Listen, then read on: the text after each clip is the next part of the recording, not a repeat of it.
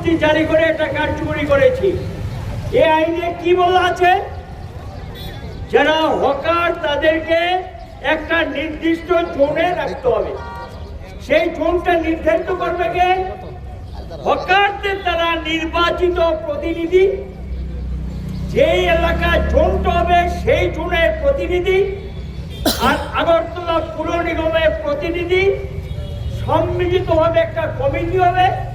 এটা বিজ্ঞপ্তি জারি করবে পুর নিগম। সেই কমিটি বসে জোনটাকে প্রথম ডিক্লার করে তাদেরকে বসার জায়গা করে দেবে। এটা হলো পদ্ধতি। 2016 পর আমরা এই কাজ শুরু করেছিলাম। 2018 থেকে প্রায় 8 বছর হয়ে গেছে।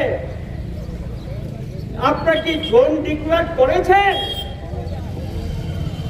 আমি পুর নিগমের উদ্দেশ্যে প্রশ্ন, কোন পত্রিকায় তো দেখিনি ভেন্ডারদের জন্য কোন কোন জোনগুলি ডিক্লেয়ার করেছেন।